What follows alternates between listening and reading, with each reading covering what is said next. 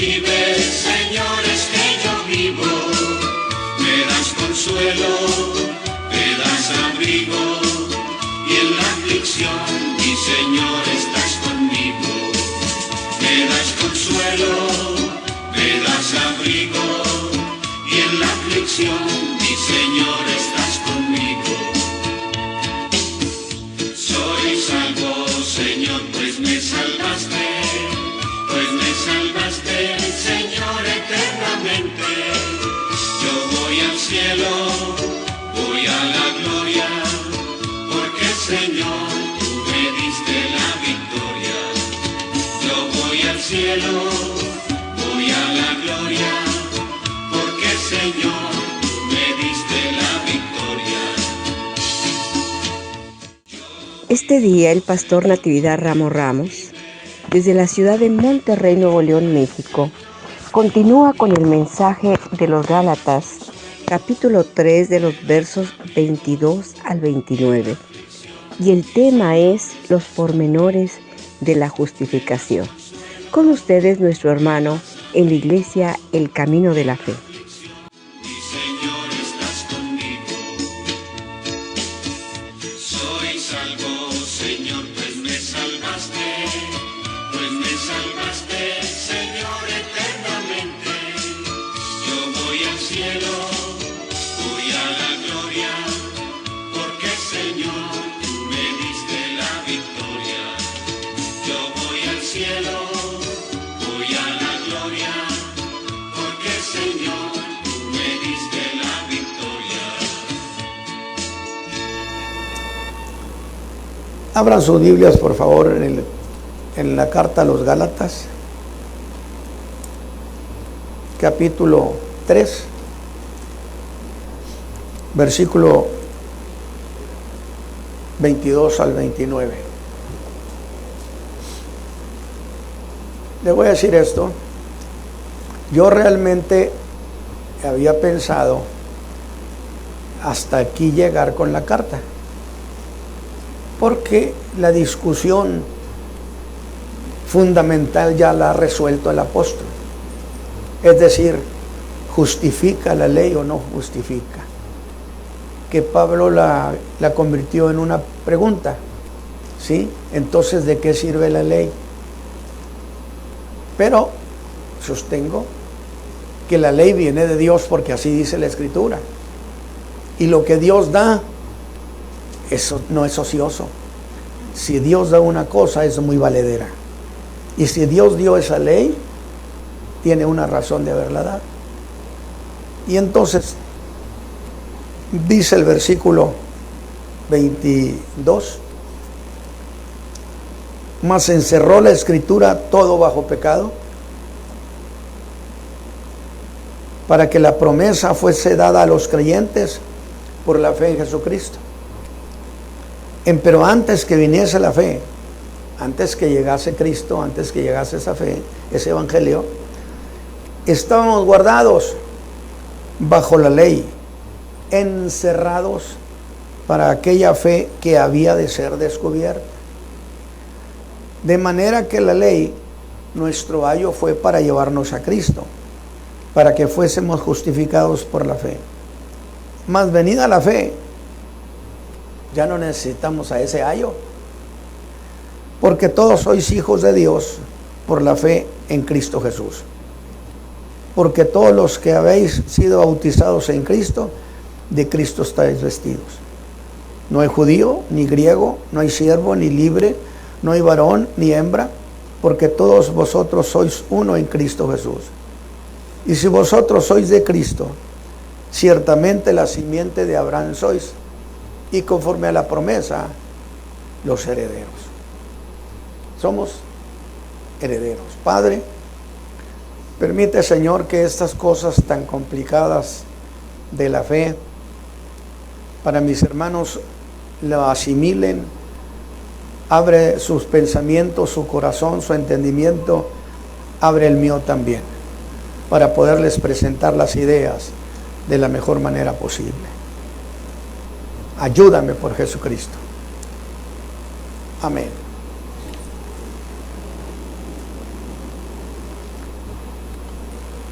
Le dije que de alguna manera yo quería haber finiquitado esto. Hasta ahí. ¿Hasta dónde llegamos? A la utilidad de la ley. A la utilidad y al mismo tiempo pensar en la no utilidad. Porque tiene dos lados. La ley no es útil. La ley de Dios, la de los 10 mandamientos, la ley moral, no es útil para salvar. Porque no la mandaron a salvar. La ley vino para que el hombre tuviera conciencia de que era pecador. Antes que llegara la ley, los hombres, la raza humana, no sabíamos que éramos pecadores. Dijo Pablo, pero cuando la ley me mostró y me dijo, no codiciarás, pues yo me di cuenta que estaba emproblemado. ¿Qué está haciendo la ley? Está mostrando, despertando mi conciencia a que soy un pecador. Y si soy pecador, estoy emproblemado. Y si estoy bajo la ley, nunca podré libertarme, porque no ha habido uno solo de los hombres que haya podido guardar la ley. Y todos los hombres quedamos bajo maldición por no haber podido guardar la ley. Entonces, ¿para qué sirvió? Habíamos dicho eso. Sirvió para crear conciencia. Es que a eso la mandaron. No se le puede exigir a la ley que salve a nadie, no la mandaron para eso. De tal manera que la ley, dice Pablo, fue nuestro ayo para llevarnos a Cristo. ¿Por qué razón? Porque la ley nos mostró que estábamos en riesgo eterno. Y el hombre tuvo que pensar y decir, ¿cómo se resuelve esto? ¿Cómo le hago? Y entonces es cuando la gracia dice, te presento al que puede hacerlo, y es Jesucristo. Entonces, ¿qué hizo la ley? Nos empujó hacia la persona de Cristo. ¿Útil o no útil? Absolutamente útil. Entonces, el día de hoy, el tiempo ha avanzado, pero está bien. Estoy prácticamente pisando la entrada al capítulo 4 de los Gálatas, que junto con el capítulo 3 constituyen el corazón de todo el planteamiento que el apóstol está haciendo a las iglesias, que hacía poco habían recibido el evangelio y habían sido salvos por la fe, y la vida de muchos de ellos fue cambiada desde la región de la Galacia. Pero al poco tiempo, detrás de Pablo llegaron los judaizantes. He sostenido siempre, los judaizantes han sido la plaga de la iglesia cristiana 2000 años, y lo he dicho en todos los foros, porque quieren que la iglesia cristiana practique el judaísmo, y la iglesia no es apéndice del judaísmo. Yo siempre le ilustraba y decía, en la reunión que tuvieron en Jerusalén, cuando se discutió eso, el apóstol Pablo da cuenta que llevó una tijera de las buenas y dijo, no señores, vamos a cortar el cordón umbilical. La iglesia es una nueva raza. Alabado sea Dios. Y los judaizantes llegaron a las iglesias que Pablo había levantado, que le habían costado mucho, le habían costado una buena cantidad de piedras en su cuerpo, en su cabeza. En Listra lo dejaron como muerto y lo aventaron fuera de la ciudad. Los paganos, promovidos por los judíos, de tal manera que los discípulos, o sea, gente recién convertidita de ahí, de esa región, rodeó a Pablo, dice la Escritura, oraron por él y se levantó. Que a mí me parece que está diciendo sutilmente que fue resucitado por la oración de los hermanos. Alabado sea Dios. ¿Sí? Ahora, yo le pido que no olvide que el apóstol ha venido presentando un cuerpo de ideas. Yo creo que 2, 3 sermones hacia atrás así lo manejamos. Y en su primer bloque de ideas, ¿por qué digo eso? Porque la escritura no es un montón de letras, ni es un montón de versículos sueltos. No, es un cuerpo de ideas que constituyen conceptos profundos de la fe. Y en el primer bloque de ideas, el apóstol dijo: señores, la ley no justificó a Abraham, y no pudo justificarlo porque la ley llegó 430 años después de Abraham. Por lo tanto, era imposible. ¿Y qué le preguntamos nosotros a Abraham? ¿Cómo fuiste justificado? ¿Por la ley? Imposible. Fui justificado porque le creí a Dios lo que me dijo. Nomás por eso, alabado sea Dios. Ese es el cristianismo que predica que por la fe en Cristo se tiene salvación, se tiene redención eterna.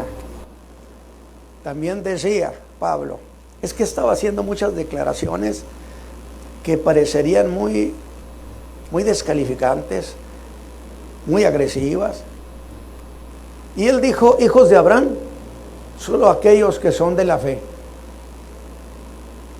Es decir, los que tienen fe en Cristo Jesús se constituyen en hijos de Abraham, que es el padre de todos los creyentes. Y por lo tanto, los creyentes tenemos en futuro no solo nuestra salvación, sino heredar con Cristo Jesús. Porque a Cristo el Padre le heredó todas las cosas. Y que yo lo he comentado a veces y digo, yo decía, pero si a Cristo le heredaron todo, pues a mí que me toca. Y por mucho tiempo, siendo un predicador joven, yo decía, pero entonces, ¿cómo le hago? A mí, ¿cómo? ¿Qué me toca? Si todo se lo dio a Cristo. Hasta que Pablo me hizo entender, sí, pero Dios nos dio a Cristo a nosotros con todo lo que Él es. Alabado sea Dios. Cristo es nuestro. Y si Él es dueño de todas las cosas y es el heredero, nosotros somos coherederos. Alabado sea Dios.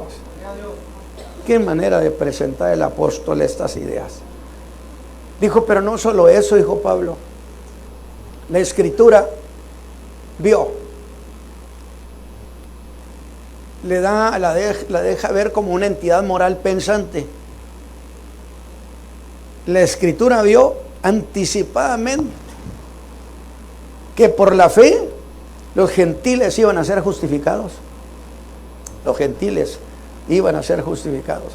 Dice, y por eso evangelizó a Abraham. Imagínense qué detalle, Dios evangelizando a Abraham. ¿En qué sentido? Le explicó cómo era la salvación para el mundo. De tal manera que seríamos justificados no por la ley, porque nadie puede guardar la ley, ni uno solo, salvo el Señor Jesús, que por cierto Él dijo en el Sermón del Monte, yo no he venido a abrogar la ley, he venido a cumplirla.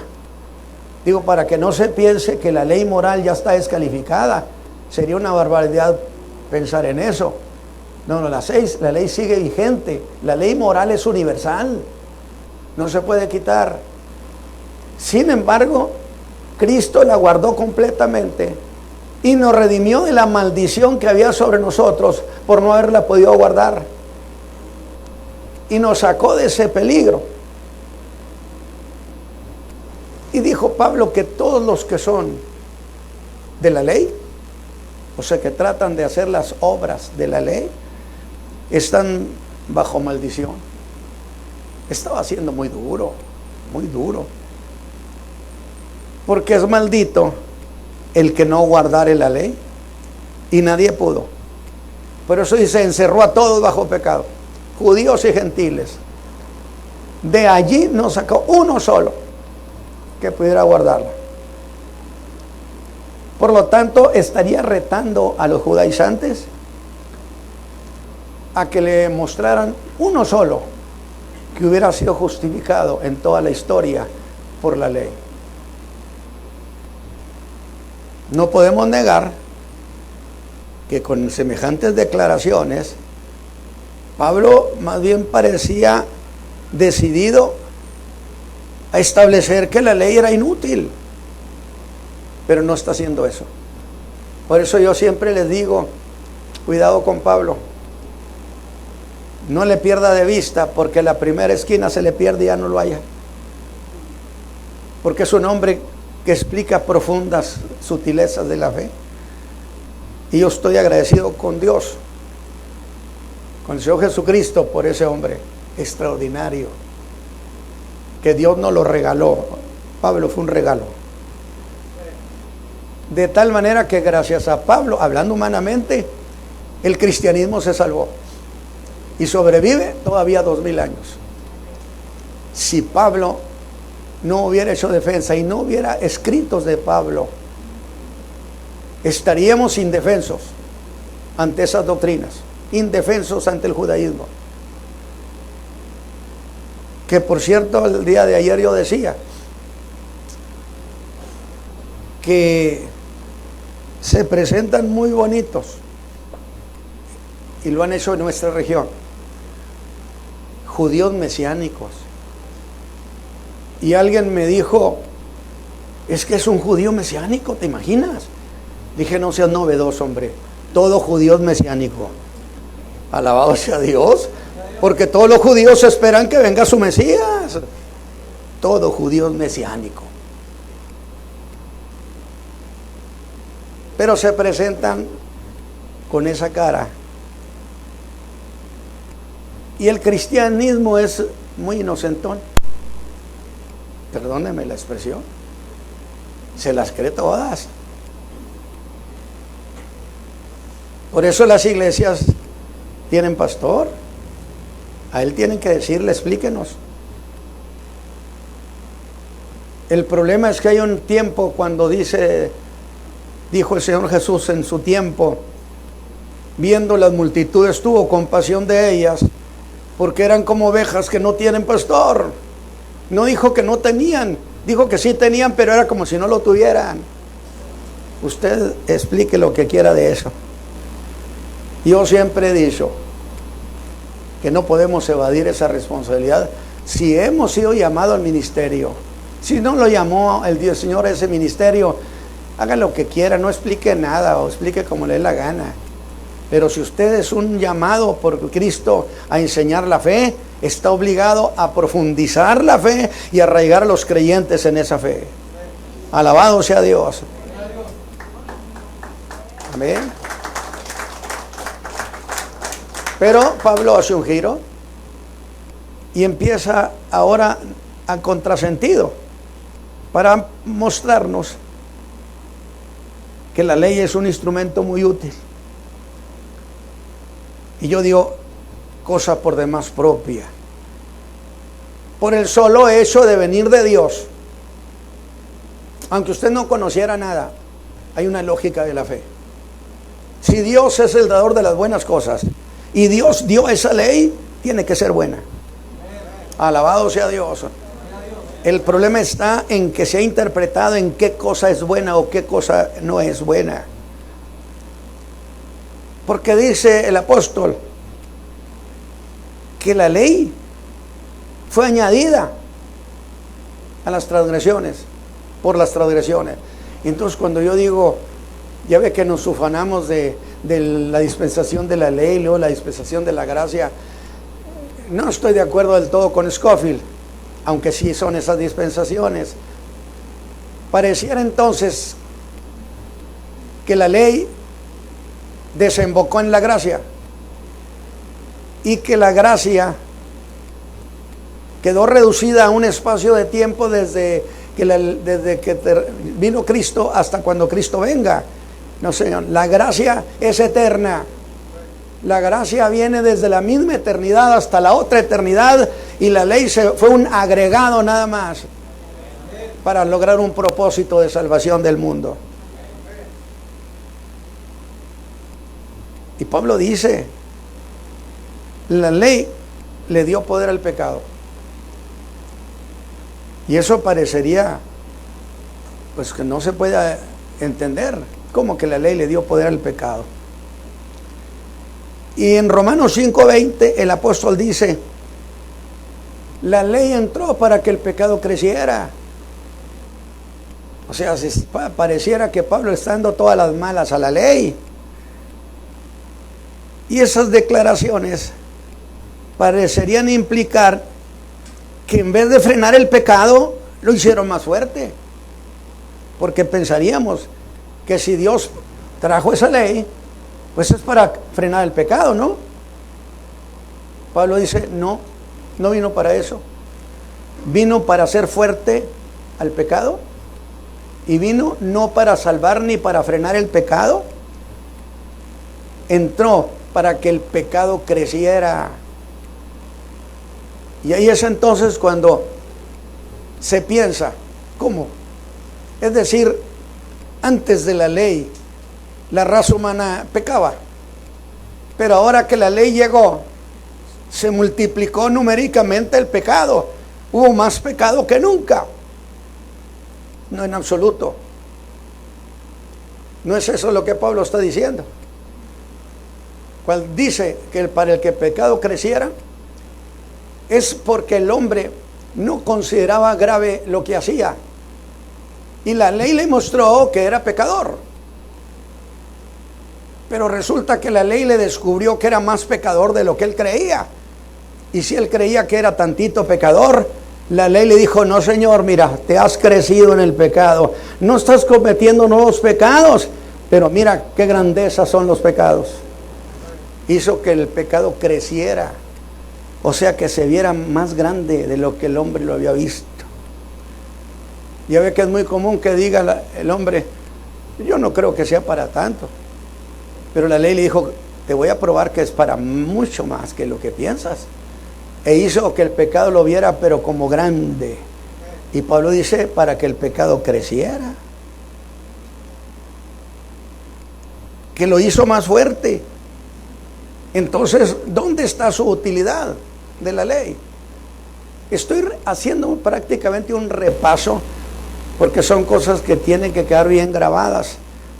No sé cuándo se vuelva a predicar esto. Lo que hizo la ley es que al mostrar el poder del pecado,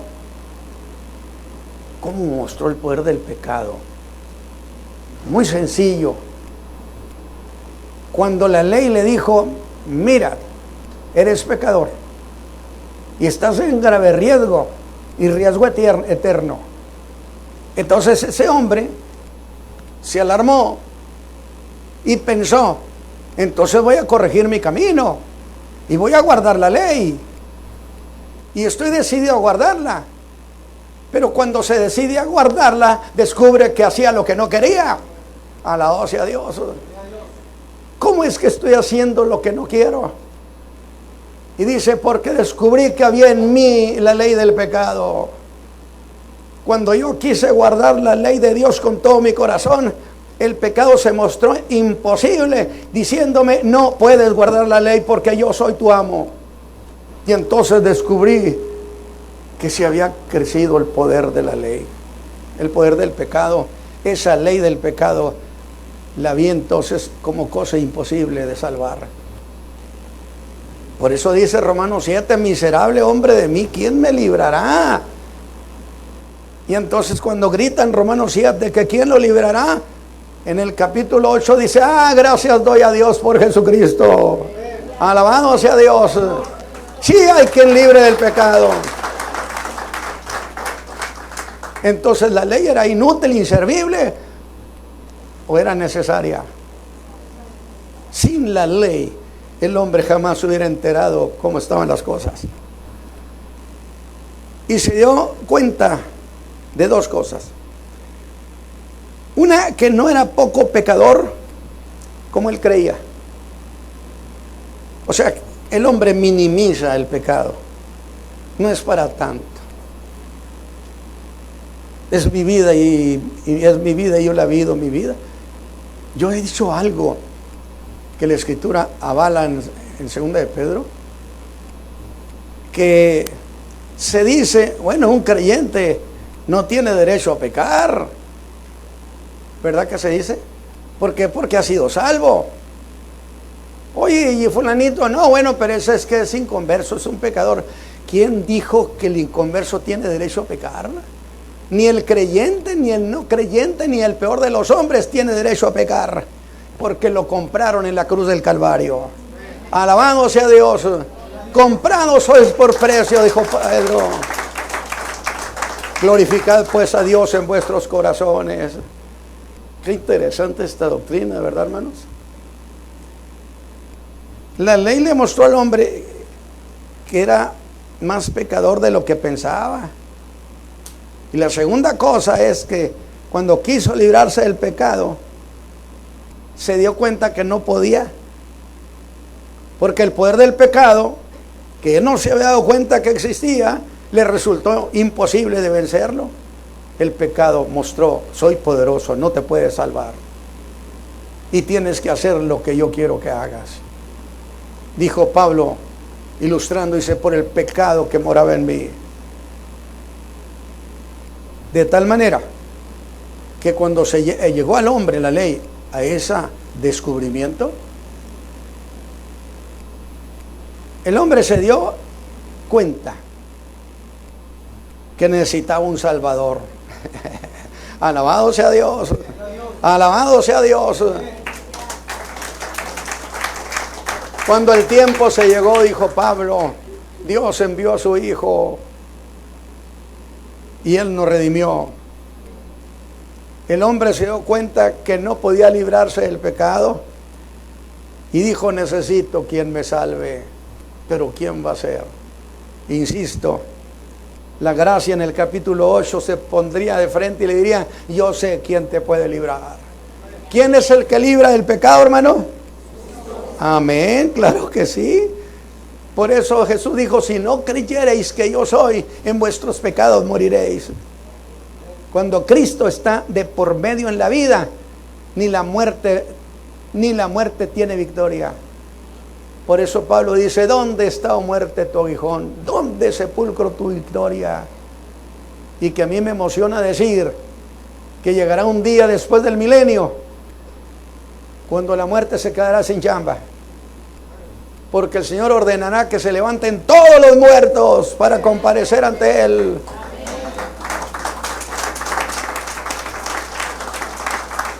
Y la muerte se quedará con las manos vacías.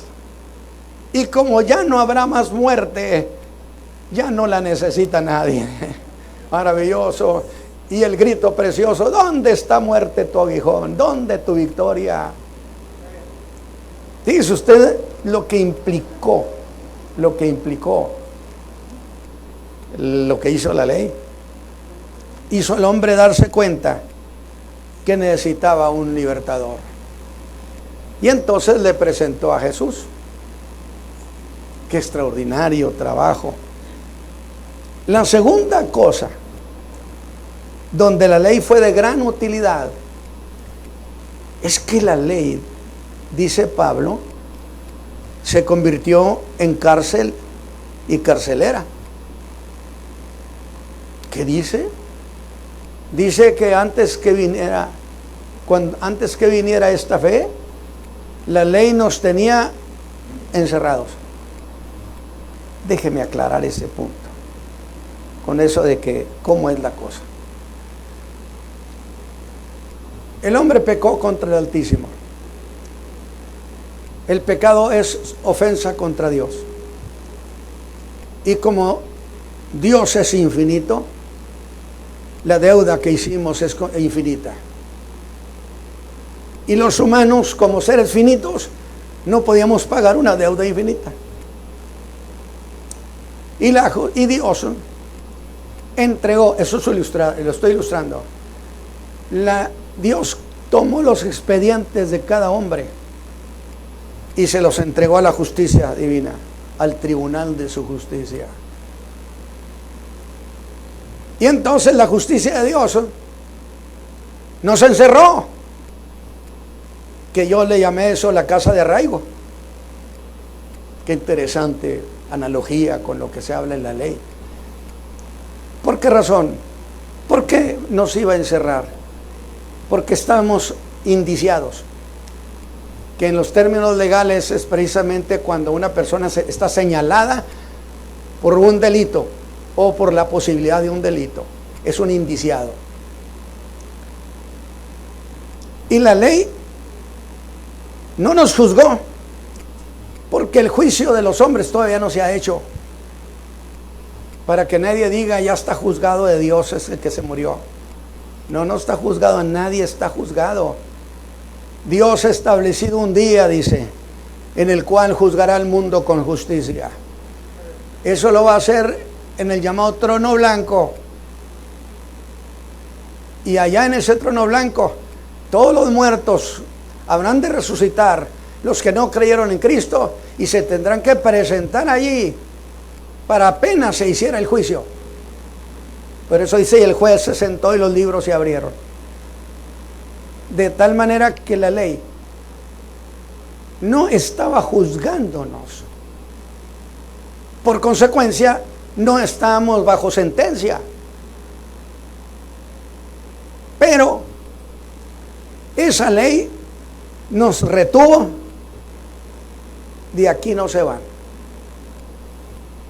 Y no se van a ir porque un día, si las cosas no cambian y no se muestra que ustedes son justos, entonces tendrán que ser juzgados y se dictará sentencia.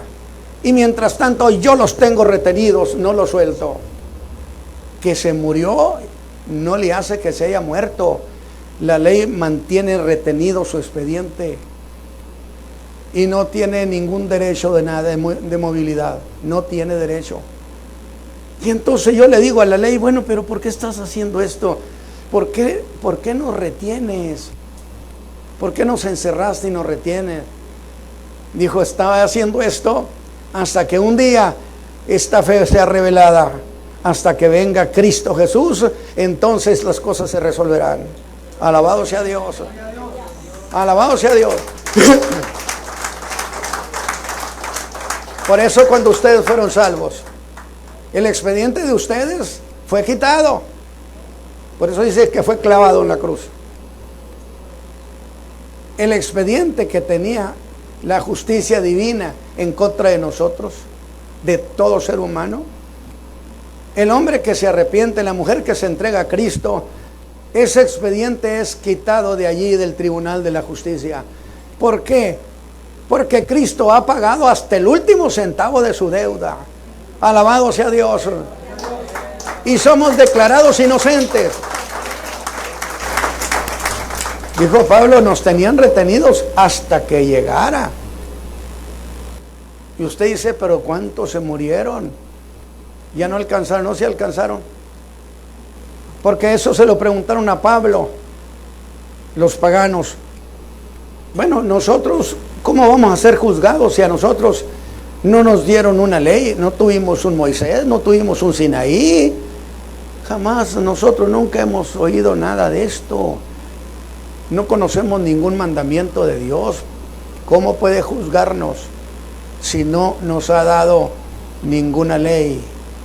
Una muy buena objeción. Que pensaron los paganos, ya no salimos por la tangente. Pero Pablo era un maestro de la fe. Dijo, no señores, sin ley pecaron, sin ley serán juzgados. Entonces, ¿cómo? Dijo, serán juzgados por su propia conciencia, porque la conciencia del hombre es ley. Alabado sea Dios.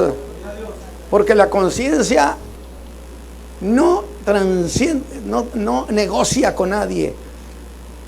Cuando el hombre hace bien o hace mal, hay un testigo interno que lo aplaude o le reprueba. Y todo el mundo sabe, esto está mal, lo hice, pero está mal. ¿Quién se lo dijo? La conciencia propia. Y entonces será sometido a ese juez que es su conciencia y no se va a escapar. Interesante. Es decir, el hombre no tiene escapatoria. Y si no tiene escapatoria, pues entonces busca donde está la escapatoria, que es en Cristo Jesús. Alabado sea Dios. Alabado sea Dios, seguro que sí. Entonces la ley se convirtió en cárcel y carcelera. Pero me ha gustado siempre decirlo, que cuando Cristo va a la cruz del Calvario y ofrece su vida en pago a la justicia divina, en pago a la justicia divina. Hay quienes enseñan en esta generación que Cristo le pagó al diablo nuestro rescate. Se llama la doctrina de la identidad. Quizás no la hayan oído jamás. Pero pues uno siempre anda en esto, 57 años. Estamos atentos, ¿qué daña al pueblo? De tal manera que yo decía que hubo un hombre, teólogo del antiguo tiempo, Gregorio Nacianceno, que dijo, y no recuerdo dónde lo vi eso, pero de Gregorio Nacianceno, no más eso faltaba que a ese perverso le dieran un premio, porque los satánicos afirman que Cristo Jesús es el más grande sacrificio que se le ha ofrecido a Satán. Brincos diera. No tiene ni con qué pagar su propia deuda, nunca, jamás. Está vencido para siempre. Alabado sea Dios. Porque Cristo le pagó a la justicia divina, que era donde estaba nuestra deuda, y la que nos tenía retenido era la justicia de Dios, el tribunal de su justicia. Y Cristo entregó el pago por todos nosotros. Alabado sea Dios.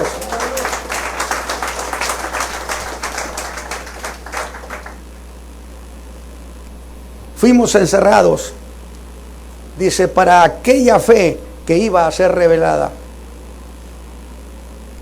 Nos retuvieron y nadie pudo decir, yo los tengo retenidos, yo los juzgo. No. Ahí no hay extradición.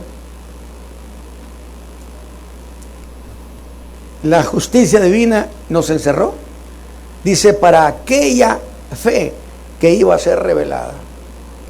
La fe en Jesucristo, la fe que reconoce que Cristo murió por nuestros pecados, que pagó nuestras deudas, y que si lo invocamos tendremos perdón eterno. Alabado sea Dios. Esa es la fe que iba a ser revelada. Y la tercera cosa útil de la ley está en el versículo 24, que fue nuestro ayo para llevarnos a Cristo. Ahora Pablo hace un cambio y compara el papel de la ley al de la persona que se encargaba del niño de casa en todo lo que era su formación y su salud, hasta que alcanzaba la edad para recibir la herencia. Interesante. La persona que se encargaba de cuidar al niño,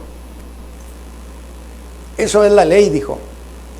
Y los que viven bajo la ley son conocidos como niños discapacitados o incapacitados, como niños. Y por lo tanto, los que están bajo la ley no pueden ser herederos.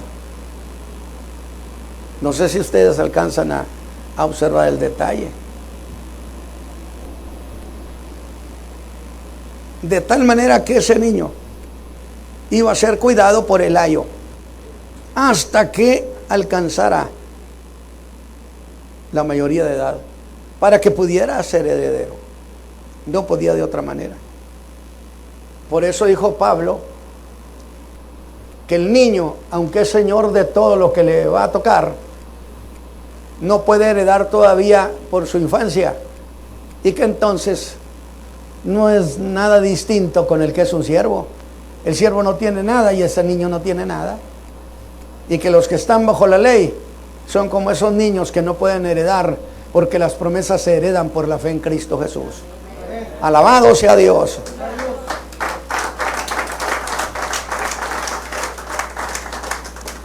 Ya cuando se alcanza la mayoría de edad, nunca más necesitará de ese ayo. La cuestión es, ¿a qué edad el creyente es constituido heredero? Digo, porque si está hablando de eso, Pablo, pues hermanos, ¿ustedes creen que son herederos? ¿Ustedes son herederos? Amén. ¿Herederos y coherederos con Cristo? ¿Desde cuándo? Desde el día que se convirtieron al Señor Jesús. Alabado sea Dios. No necesitamos lo que nos servía el ayo. Somos herederos desde el momento en que fuimos redimidos por el Señor Jesucristo.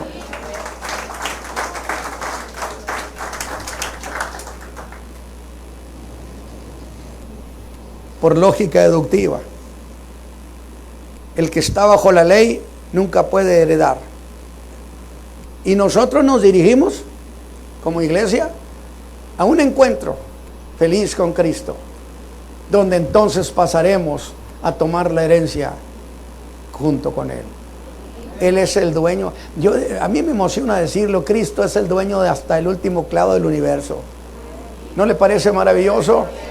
Él es nuestro Salvador. Pues ¿para qué necesitamos andar cambiando? Si Él es el heredero.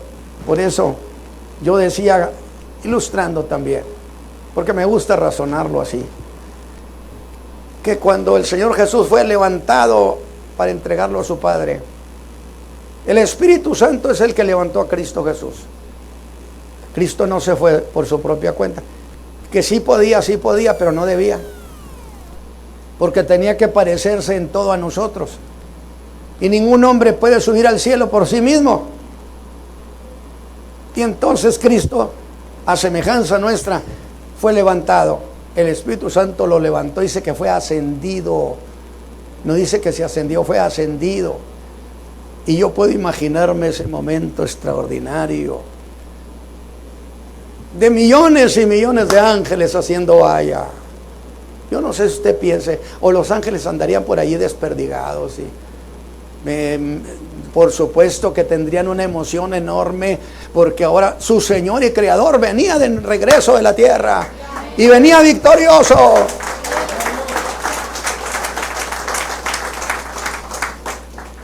De tal manera que yo decía que el Espíritu Santo lo levanta para entregárselo al Padre, porque el Espíritu Santo desde el río Jordán se convirtió en tutor de Cristo. El que lo llevaba aquí, lo lleva allá, el que lo movía. Y en la cruz dice que fue y lo entregó el Espíritu Santo. ¿O no dice que se ofreció por el Espíritu Eterno? Entonces Jesús va llegando y había una celebración. No lo dice la Escritura, pero no necesito pensar que no era así. ¿O usted qué dice? ¿Que habría celebración? Sí, lo he dicho, cuando aquel ángel del Señor vino a la tierra, que le dijeron remueve la piedra, venía, pero que se sentía un muchachito, revolvió la piedra y se sentó, dijo un viejito predicador, para la foto. Alabado sea Dios, feliz, emocionado. Su Señor se había levantado de la tumba. Extraordinario. Pero ahora que venía de regreso, los ángeles sin duda estaban emocionadísimos. Aquello fue una celebración. Y puedo imaginarme cuando el Espíritu Santo trae a Cristo, iba ante el Padre y le dice, te entrego a tu Hijo amado. Viene victorioso, venció en todas las cosas. Alabado sea Dios. Y esto que voy a decir no lo dice la Biblia, lo digo yo. Toléreme eso. Que el Padre hubiera dicho, tráiganme las escrituras del universo. Y le trae las escrituras del universo y coge la pluma y dice, se lo heredo todo al Hijo. Alabado sea Dios, se lo endoso, es suyo. Amén. Lo constituyó en heredero de todo. Pero como nosotros estamos en Cristo, somos coherederos. Heredamos con, dice también que reinamos con Él, ¿no? Y dice que heredamos con Él. De tal manera que, oye, le diría a Pablo, ¿y la ley? No, la ley se quedó ahí abajo. Ella ya cumplió su trabajo. Y bendito sea Dios por ese trabajo de la ley que fue tan útil para despertar nuestros corazones que las cosas estaban mal. Pero como la fe no era otra cosa que la herencia prometida a Abraham en Cristo, el que tiene fe en Cristo tiene la herencia prometida en sus manos. Por lo tanto, el que esté en Cristo, estando de por medio de Cristo, la muerte no tiene que ver mucho. La muerte no tiene ninguna injerencia. Estamos impuestos aquí, no nos queremos ir, es muy cierto. Ni queremos que se vayan de lo nuestro, no queremos. Y yo creo que en cierto sentido se constituye en una aprensión de cómo estará allá. De qué será eso de pasar de esta dimensión a otra. Cierta reticencia, cierto que algunas veces el creyente llega a tener temor. Pero yo lo he dicho, y yo lo iba a decir, no lo dije así, pero lo voy a decir, como si a mí me permitieran estar en el primer siglo y me dejaran ir a la cárcel donde estaba Pablo.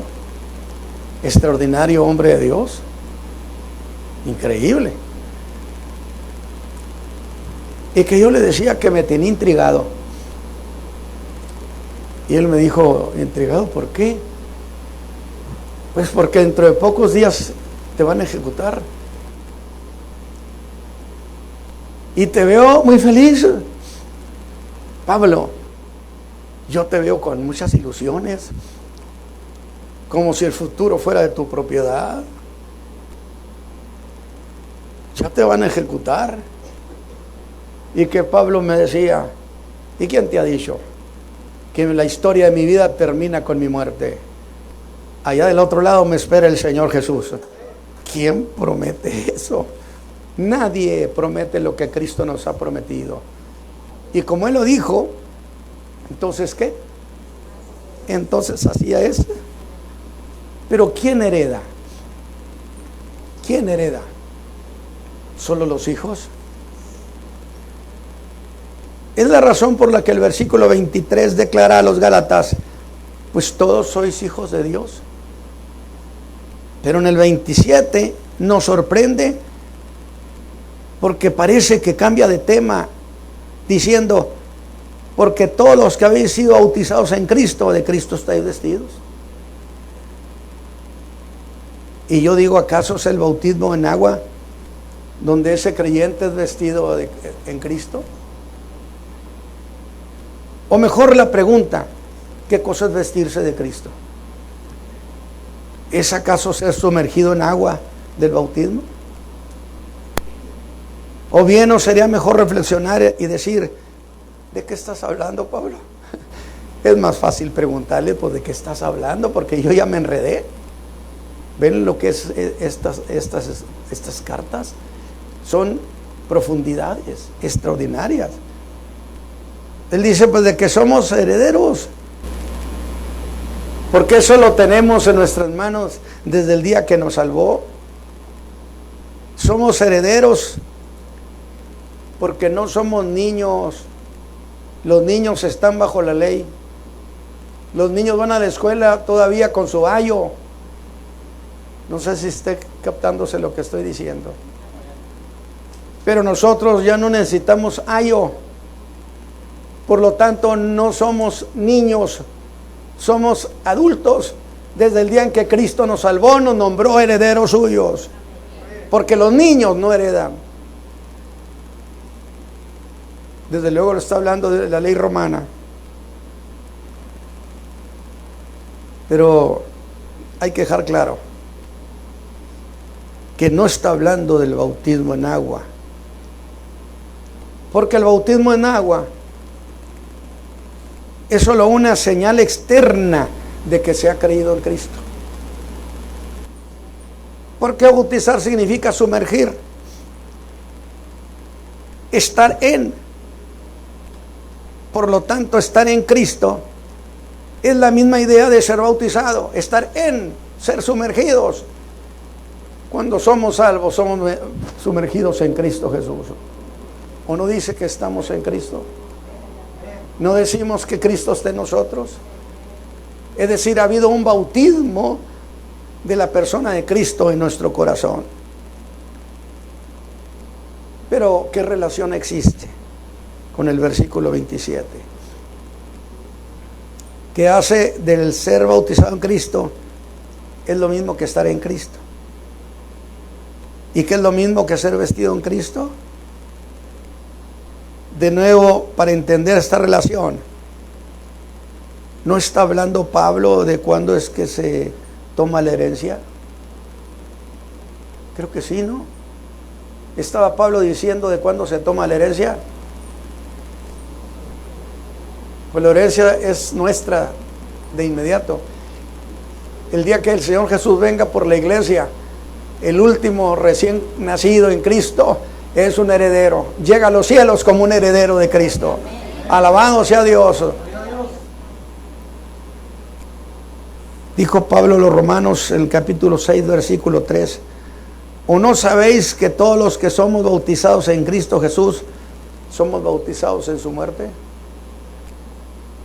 O sea, cuando Él murió, morimos con Él. Cuando menos esa es la idea. Nada más que a veces se cambian mucho las cosas. Es decir, cuando el hombre no haya que hacer con el pecado, dice, no, es que el viejo hombre, ¿verdad que así se dice eso? Se cuentan esos cuentos. Es que el viejo hombre, usted sabe cómo es, ¿eh? Y yo le digo, pero si yo sé que el viejo hombre lo crucificaron con Cristo, ¿o no dice la Escritura que con Cristo fue crucificado? Entonces, ¿acaso el viejo hombre logró bajarse de la cruz y salir corriendo y liberarse? Si Cristo murió, murió también Él. Entonces, esa excusa de que es el viejo hombre, usted sabe, hermano, el viejo hombre. O sea, no hay que ser chapuceros contra nosotros mismos. ¿Y qué es Cristo sino heredero?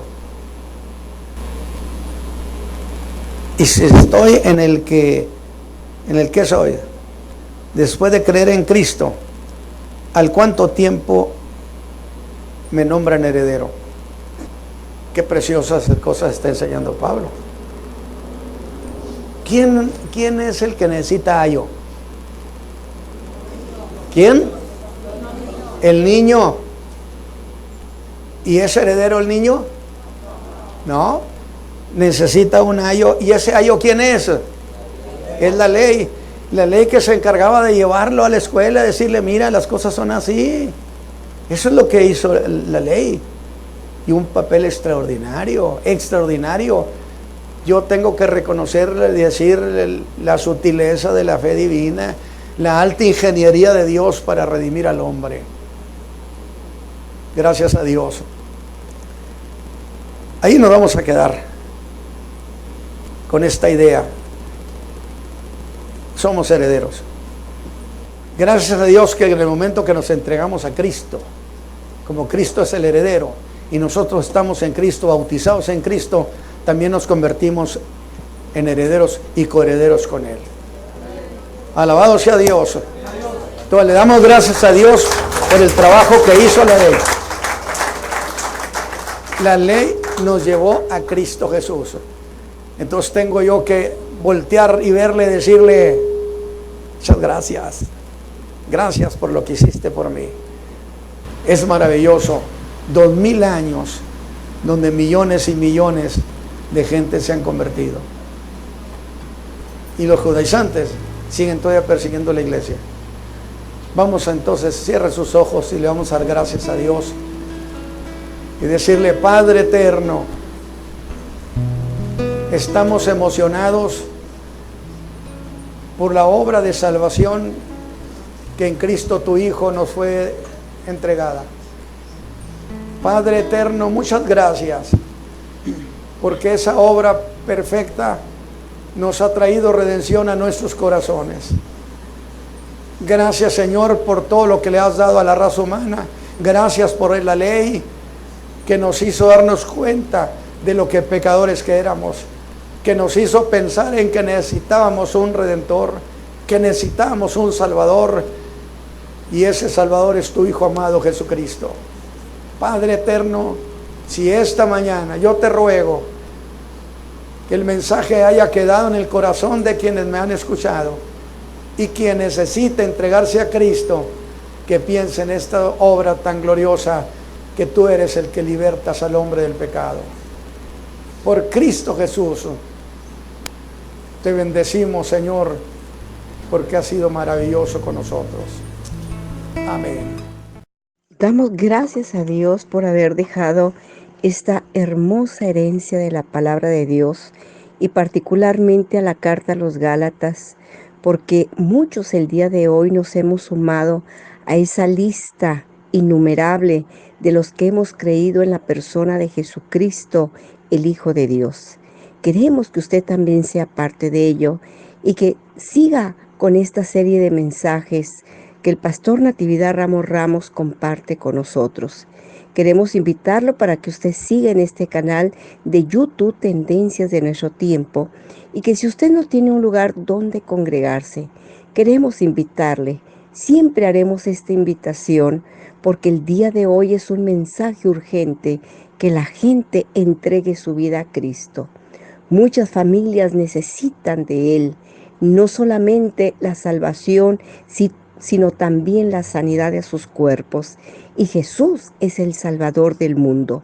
Venga y escuche este mensaje de la palabra de Dios. Si usted no tiene un lugar donde congregarse, queremos invitarle a la Iglesia El Camino de la Fe. Estamos ubicados en la avenida Ruiz Cortines, número 221 Oriente, en la colonia Francisco Garza Sada, municipio de San Nicolás de los Garza, Nuevo León.